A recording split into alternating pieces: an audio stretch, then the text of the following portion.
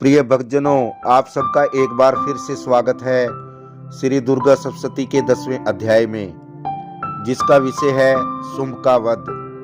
तो शुरू करते हैं श्री दुर्गा सप्तशती 10वां अध्याय।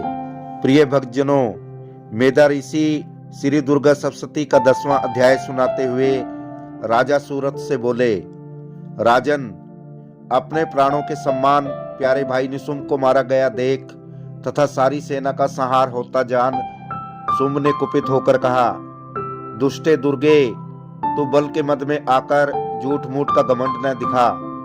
तू बड़ी अभिमानिनी बनी हुई है, किंतु दूसरी स्त्रियों का सहारा लेकर लड़ती है। देवी बोली, ओ दुष्ट, मैं अकेली ही हूँ, इस संसार में मेरे सिवा दूसरी कौन है। देख, ये मेरी ही विभूतियां हैं, इसलिए मुझ में ही प्रवेश कर रही हैं। तत्पश्चात ब्राह्मणी आदि समस्त देवियां अंबिका देवी के शरीर में समा गई। उस समय केवल अंबिका देवी ही शेष रह गई। देवी बोली, मैं अपनी विभूति से अनेक रूपों में यहाँ उपस्थित हुई हूँ, उन सब रूपों को मैंने समेट लिया। अब अकेले ही युद्ध में खड़ी हूँ, तुम भी स्थिर हो जाओ। प्रिय भक्तजनों, तदंतर देवी और शुंभ दोनों में सब देवताओं तथा दानवों को देखते देखते भयंकर संग्राम छिड़ गया।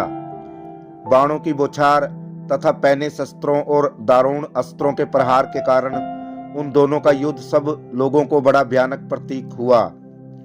उस समय अंबिका देवी ने सैकड़ों दिव्यास्त्र छोड़े। उन्हें दैत्यराज ने उनके प्रतिकारक अस्त्रों द्वारा काट डाला। इसी प्रकार शुंभ ने जो भी दिव्य अस्त्र चलाए, उन्हें परमेश्वरी ने भयंकर हुंकार शब्द के उच्चारण मात्र से ही खेल खेल में ही विनिष्ट कर डाला। तब उस दैत्य ने सैकड़ों बाणों से देवी को ढक दिया। यह देख क्रोध में भरकर उस देवी ने भी बाण फेंककर उसका धनुष काट डाला। तदंतर असुरों के स्वामी शुंभ ने 100 चांद वाली चमकती हुई ढाल और तलवार हाथ में ले उस समय देवी पर आक्रमण किया। उसके आते ही चंडिका ने अपने धनुष से छोड़े हुए पैने बाणों द्वारा उसकी सूर्य किरणों के समान प्रकाशमान ढाल और तलवार को तुरंत काट दिया। फिर उस दैत्य के घोड़े और सारथी भी मारे गए। धनुष तो पहले ही कट चुका था, अब उसने अंबिका को मारने के लिए उद्यत हो भयंकर मुदगर हाथ में ले लिया। उसे आते देख देवी ने अपने पैने बाणों से उसका मुदगर भी काट डाला। इस पर भी वह असुर मुक्का तानकर बड़े वेग से देवी की ओर लपका। उस असुर ने देवी की छाती में मुक्का मारा। तब देवी ने भी उसकी छाती में एक मुष्टि प्रहार किया। देवी का थप्पड़ खाकर दैत्यराज शुंभ पृथ्वी पर गिर पड़ा, किंतु पुनः सहसा पुरुत उठकर खड़ा हुआ। फिर उछला और देवी को ऊपर ले जाकर आकाश में खड़ा हो गया। तब चंडिका आकाश में बिना किसी आधार के ही शुंभ के साथ युद्ध करने लगी। उस समय दैत्य और चंडिका आकाश में एक दूसरे से लड़ने लगे। उनका वह युद्ध सिद्धों और मुनियों को आश्चर्य में डालने वाला हुआ। फिर अंबिका ने शुंभ के साथ बहुत देर तक युद्ध करने के पश्चात उसे उठाया और पृथ्वी पर पटक दिया।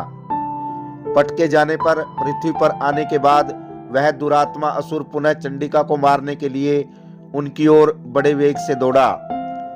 तब समस्त दैत्यों के राजा शुंभ को अपनी ओर आते देख देवी ने शूल से उसकी छाती छेदकर उसे पृथ्वी पर गिरा दिया। देवी के शूल की धार से घायल होने पर उसके प्राण पखेरु उड़ गए और वह समुद्रों, द्वीपों, पर्वतों सहित पृथ्वी को कंपाता हुआ भूमि पर गिर पड़ा। उस दुरात्मा के मारे जाने पर सारा जगत प्रसन्न हो गया। आकाश स्वच्छ दिखाई देने लगा। पहले जो उत्पात सूचक मेघ और उल्कापात होते थे, वे सब शांत हो गए तथा उस दैत्य के मारे जाने पर नदियां भी ठीक मार्ग से बहने लगी।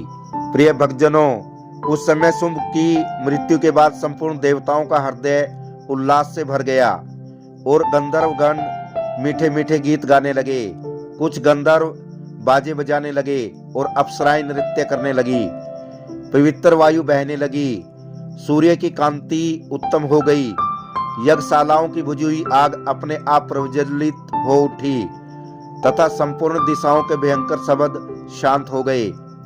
प्रिय भक्तजनों, इति शुंभ वध नामक 10वां अध्याय समाप्त।